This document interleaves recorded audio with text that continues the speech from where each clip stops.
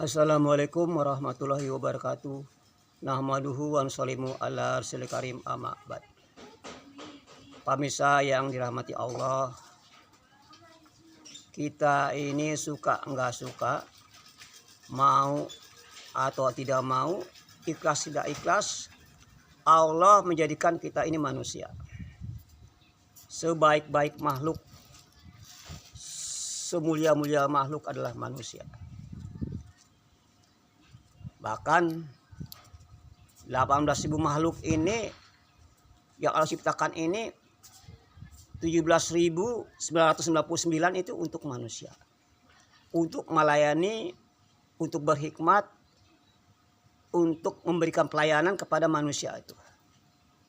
Nah, selagi manusia ini melaksanakan tanggung jawabnya sebagai hamba, melaksanakan kewajibannya sebagai hamba, menunaikan hak-haknya sebagai hamba, dia ikhlas dalam berbuat amal, maka semua makhluk-makhluk Allah memberikan pelayanan. Lautan, gunung, matahari, bumi, langit, dan sebagainya. Semua itu memberikan pelayanan, memberikan penghargaan, memberikan kemuliaan, memberikan kemanfaatan bagi itu manusia.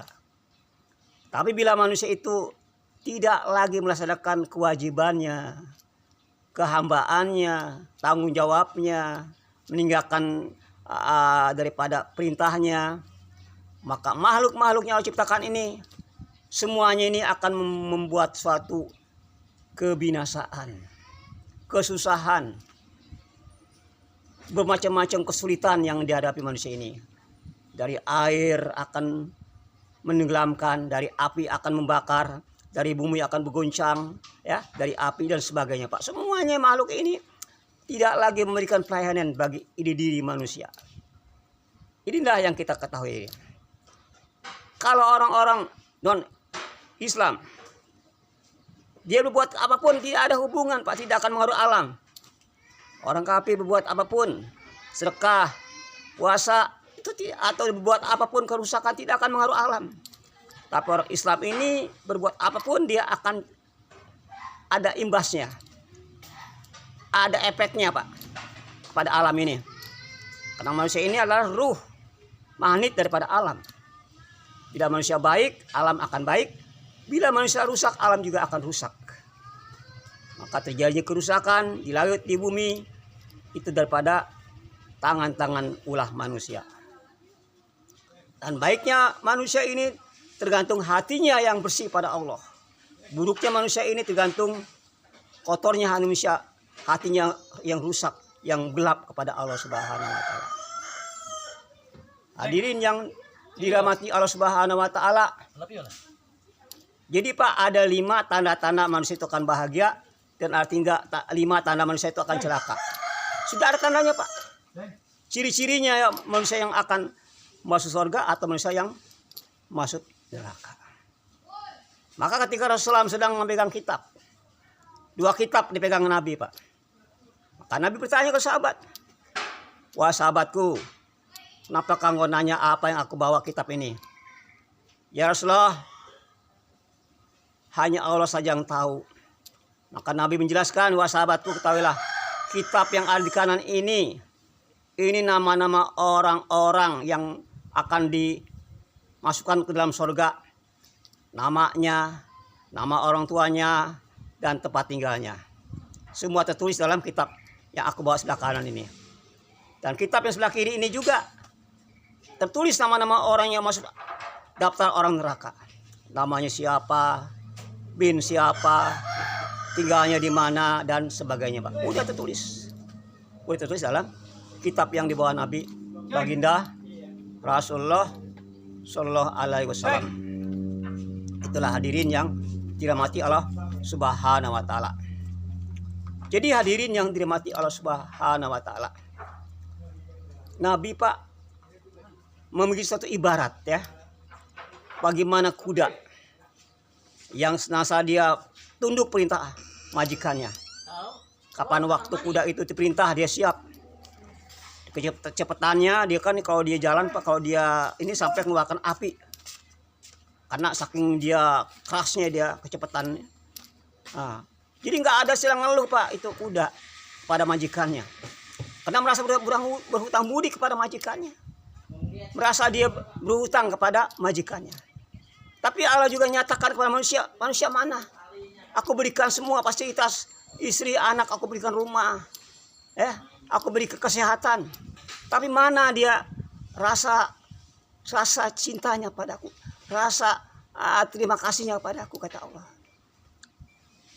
Maka hadirin yang dirahmati Allah Subhanahu wa taala. Karena Allah Subhanahu wa taala, Pak, sayang kepada kita hamba ini, manusia ini 70 kali seorang ibu terhadap anaknya. Bagaimana sayangnya Allah kepada hambanya ini, Pak? Sehingga sayang seorang ibu terhadap anaknya. Masya Allah, Pak. Bagaimana ibu sayang kepada anak kan belum lahir, Pak. 7 bulan diperiksa kesehatannya. Kalau sakit ke dokter bawa. Kalau dia anak-anak sudah lahir, maka anaknya nangis, dia walaupun sedang tidur, Pak, disusuin. Siap bulan dia cek ke dokter. Begitu, Pak, sayangnya ibu. Bagaimana Allah lebih sayang dari itu kepada hambanya ini, Masya Allah. Tapi bagaimana sikap hamba kepada Allah Subhanahu wa taala? Jadi, Pak, ada 5 ciri-ciri orang yang akan jadi penghuni surga, dan orang-orang yang sukses, orang yang bahagia, orang-orang penghuni neraka, Pak. Pertama, orang-orang yang dia panjang angan-angan. Ini orang yang akan dimasukkan dalam neraka, Pak. Angan panjang, angan-angan. Dia selalu berangan-angan hidup mewah, kesenangannya, kedudukannya, Pak, dicari.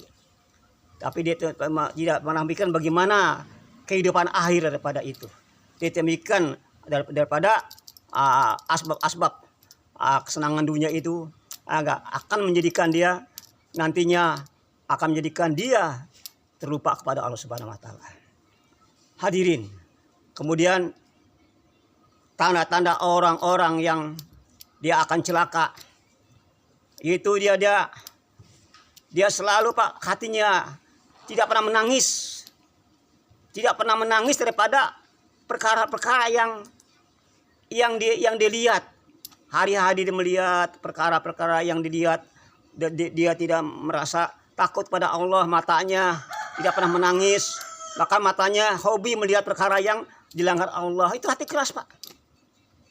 Hati keras, kemudian ucapannya.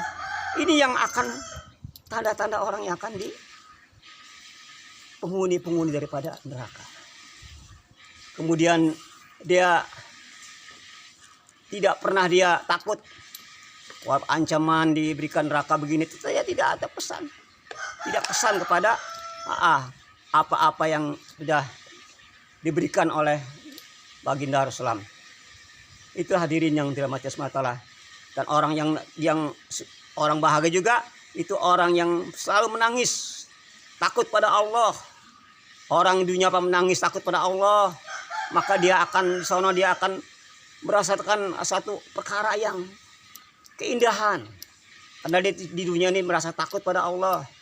Dia merasa apapun yang dibuatnya, dia selalu apa akibatnya kalau dia melaksanakan suatu perbuatan yang melanggar perintah Allah. Ditakutnya, Pak. Begitu luar biasa orang yang hatinya sudah dia takut pada Allah. Hati menangis pada Allah. Dia tidak mau berbuat apa-apa yang dilanggar daripada perintah-perintah Allah Subhanahu wa taala. Jadi hadirin yang dirahmati Allah taala. Jadi suksesnya manusia ini berhasilnya ukurannya ketika menjelang kematian kita sedang apa, Pak? Jadi akhir kita hidup ini, amal yang kita kerjakan ini penentunya akhir kita, Pak. Apa akhir kita sedang kita beribadah pada Allah, sedang menuju kepada rahmat Allah, berbuat hal perkara yang menyenangkan Allah, sebelum kita mati itu susah. Tapi ketika mati kita melanggar perintah Allah, lagi melanggar daripada hukum Allah, mati, nah itu gagal. Maka kita bagaimana kita senantiasa istiqomah karena kematian ini. Maka sahabat mengatakan, saya tidak yakin kalau kaki saya melangkahkan kaki saya melangkahkan ke kanan, yang kiri belum tentu bisa melangkahkan kaki saya yang kiri. Begitu yakin. Hari sore hari dia merasa dia sehat, belum itu nanti malam hari ya, pagi harinya dia masih bisa hidup udara segar. Ini Pak orang keyakinan seperti itu.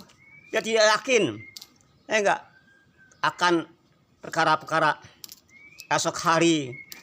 Dia tidak yakin Pak. Semua ini dia yakin, semua akan datang. Allah akan berikan, enggak perbuatan apapun yang dilakukan ini semuanya ini ada tanggung jawabnya.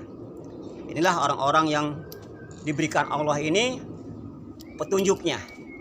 Bila Allah Subhanahu wa taala memberikan suatu jalan yang lurus, maka perbuatannya, perkataannya, pikirannya selalu apa-apa yang bisa membawa senangnya Allah. Perkara yang bikin daripada rahmatnya Allah, ridhonya Allah. Dia tidak akan melakukan suatu apapun perbuatan itu di Allah ridhoin. Perbuatan itu Allah senang. Itulah orang-orang yang diberikan keyakinan, kepahaman perkara ini. Dia melihat Pak selalu melihat kepada perintah Allah. Apakah perintah Allah ada dalam perbuatan saya ini? Apakah perintah ini bisa menjadikan Allah murah, Allah senang atau Allah murka? Ini dia selalu pikirkan Pak. Orang yang sudah mendapatkan petunjuk daripada Allah Subhanahu wa taala. Dunia ini Pak, dia jadikan hanya satu keperluan. Karena dunia ini adalah bukan suatu maksud tapi keperluan, dan akhiratlah tujuan. Dan orang mengutamakan keperluan sementara tujuannya nggak ditunaikan. Inilah orang yang keliru. Inilah orang yang menjadikan dia lalai pada Allah Subhanahu wa taala. Subhanahu wa bihamdihi, subhanahu wa bihamdika, Assalamualaikum warahmatullahi wabarakatuh.